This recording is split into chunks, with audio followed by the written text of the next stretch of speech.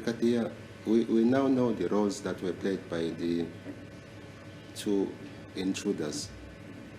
What role did he play, that is accused number 4, after he had entered inside the house? What role did he play, according to your investigations? Athi-ke ummeli sesiyazi ukuthi yini ke isikhangiso salegila ezimbili ke malana noma siyazi udaba lwegila ezimbili ukuthi zona ke zadlela ziphika isikhangiso ngaphakathi kula muzi. Bathi manje ke malana nokusesha kwecala lakho ke ngabe umsola wesine ke nake wadlela siphika isikhangiso phakathi kule muzi. My lord, all we know is that he went inside the house and no one was able to indicate what happened when he went inside the house because accused 2 had ran away at that time. And people were inside ran into different compartments of the house, my lord. Other than Mr. Twala, who ran out, the 2 Twalas actually, both of them ran out. The other one went over the wall and came back. The other one, long way ran, I'm not so sure where, but those are the 2 that ran out of the house.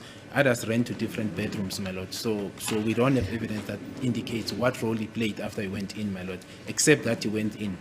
Athi ngaphandle kokuthi yena ke wangena ngaphakathi kula muzi wena akasazi ukuthi yini awayenza noma isikhangiso siphike wasenza mhlawumbe indima yini ke awayidlala ngaphakathi kula muzi wena ke athi kepha ke manodaba lwabanumzana ababili ke bakwathwala ke ukuthi omunye wabo ke wagijima ngesikhathi bagijima ephuma kula muzi athi weqake ibonda ngemuva kokuthi eqeke ibonda bese wabuya futhi wabuyela ngaphakathi ke athi kepha ke manodaba lakamsola wesine ukuthi ngesikhathi bekakhona phakathi kula muzi ke wadlala siphike isikhangiso. So you don't know? You don't know?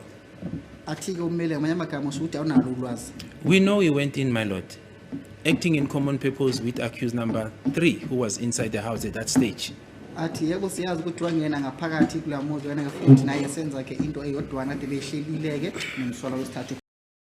What if I told you that the most important witness in the Senzo Meyiwa trial was never properly questioned? What if I told you that even the defense team missed one of the biggest contradictions in Brigadier Gininda's testimony? Because in this video, we're not just breaking down what was said in court, we're exposing what was left unsaid. The silence around MaKhumalo, Gladness Khumalo, the one person who, according to the docket, never ran. And that silence speaks volumes. You're watching the Hot Seat Essay, and today we dissect Brigadier Gininda's cross-examination by Advocate Nsomalo, where a single sentence might have unraveled the state's entire logic. During cross-examination, Gininda made a bold, sweeping claim. No one could have seen the third intruder because everyone ran in different directions and hid. Let that sink in. That's the state's lead investigator casually dismissing the possibility that anyone in the house could have witnessed accused 4 entering the scene. But here's the problem. That statement directly contradicts the evidence in his own docket. Because according to those same witness statements, 2 people didn't run. Senzo Meyiwa and Gladness Khumalo, also known as MaKhumalo. Let's go back to the night of October 26, 2014. Gunmen entered the house. Chaos erupts. Some witnesses say they ran to bedrooms, others jumped fences. But the consistent thread in several statements is this: Senzo and MaKhumalo remained behind, allegedly trying to fight off the attackers. In fact, the version presented by key witnesses says Senzo was shot while intervening in a physical altercation. And who was right there with him? Gladness Khumalo. She wasn't hiding. She wasn't in another room. She was in the kitchen, possibly within arm's reach of the attackers. So how can Gininda claim no one saw the third intruder? This isn't just a small error. This is a fundamental contradiction. Because if MaKhumalo stayed behind, as the state previously argued, then she becomes the single most important eyewitness in this case. She may have seen all 3 alleged intruders. She may have seen who pulled the trigger. And yet, Gininda doesn't mention her. Advocate Nsomalo doesn't pursue it. Even the court doesn't challenge the logic. Why? Was this just an oversight? Or is it more convenient to leave MaKhumalo's perspective out because it doesn't fit the narrative? And here's where it gets even more frustrating. The defense, particularly Advocate Nsomalo, had the perfect opportunity to press Gininda on this, To say, what about MaKhumalo? Did she hide too? But that question never came. Why has her role been so underplayed when she was supposedly in the room during the shooting? It's as if both sides, prosecution and defense, have silently agreed not to touch her testimony too deeply. And that raises more questions than answers.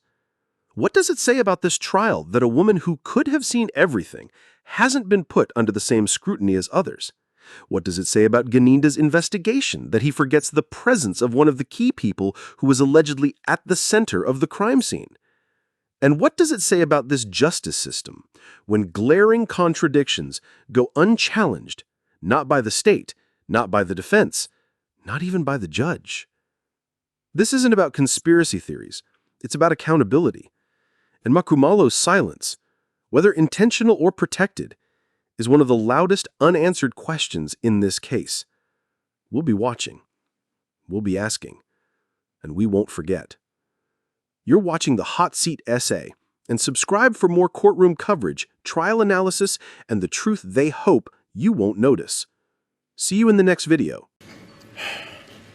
You don't have any direct evidence from the witness who saw him standing outside. Pardon? You don't have any direct evidence from the witness or persons who saw him standing outside the house. Bathi awunabo yini ufakazi okhethekile mhlawumbe oboshaya esikhonkosini ukuthi kade ame ngaphandle mhlawumbe wabonwa noma kade wabonwa abantu bengaphakathi kulela khaya noma ubani. Malota indicated that the people inside the house, and I'm referring now about people who may have witnessed people, only referred to 2 people who went inside the house, and that is what is contained in their statement. Other role players came up during the course of the investigation, perhaps 2 people or 3 people being seen, but subsequently then the confession of accused number 2 then brings everyone in, corroborated from then. Prior to that, my lord, only, and that is why I said I've testified without going back, my lord, that even us at the beginning, including myself, we thought we were looking into a robbery gone wrong of 2 intruders that went in, because that's what the docket was suggesting. But as the investigation came up, then it played this role. So there was no assertion right from the beginning that someone was waiting outside, standing guard, and this is the description. The only description you find is for suspect A and suspect B, who went inside their house, and then this offense was committed, my lord. Athi cha akukho ke njalo ke kepha ke uma ngabe sawubuka ke confession ade ikhulunywa lapho ke athi yona ke mbeka phakathi kwendawo esigameko mhlawumbe efaka ngaphakathi kula muntu esigameko lapho ke athi futhi uma sebabuka lapho ke statement kade ithathiwe kabofakazi ade bekhona ebathatha kubofakazi kade bekhona ngaphakathi kulela khalela ukuthi ke lapho ke bona bakhuluma ngegilamkhuba ezimbili noma ke igibengu ezimbili ezangena lapho ke bese babuya futhi ke bakhuluma ngesikhangiso noma ngendlela abakatshangakala ngayo ke labantu labo ke nanoma emuva kepha ke emuva kwesikhathi otholakala khona njalo ngesikhathi ngemuva kwesikhathi uma beqhubeka nophenyo becala leli ke athi kaqhamuka khona ukuthi khona ke abalisa abathathu kade begijima bephuma kula muzi begijima ehlangothini lwepark kanti kulapho ke khona ilokozana umsola usine ke lapho ke naye exhumana necala leli ke noma ebandakanyeka kulecala leli.